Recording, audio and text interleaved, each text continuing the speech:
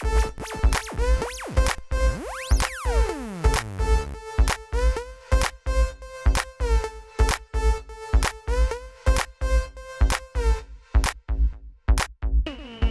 very same things that make it so easy to access mobile journalism, the ability for anybody to go live on a phone, also means it's so easy to disseminate fake news.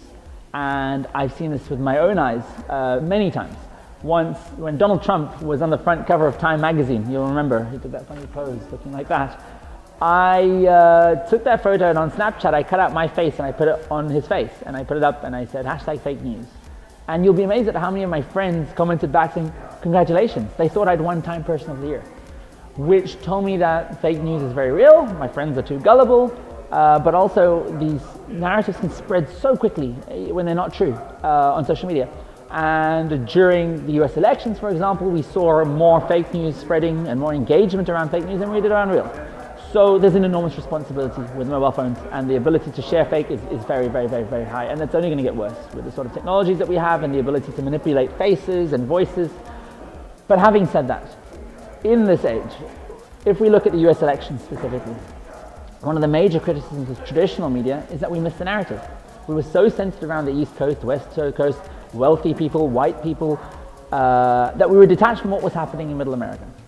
And if we start listening to mobile phones, to people telling their stories on their devices in these communities, mobile journalism or mobile reporting, whatever you want to call it, we would have a far better landscape of what's happening around this country. We'd be able to actually survey what sentiment is really like on the ground. And I think that's where mobile journalism fits in.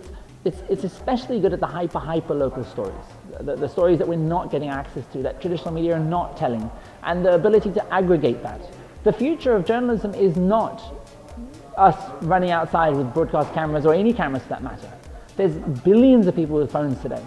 The future of journalism is the ability to aggregate, curate, verify, and help people work out the real from the fake, and help them contextualize and bring important stories to the top of their timeline amidst all the funny cat videos and all of that. We're reaching a stage where a lot of people on social media trust people that they know more than they trust brands and institutions. Having said that, you're seeing brands like CNN, where I work, that have built up a sense of credibility, a sense of trust, and that's come from years and years of journalism.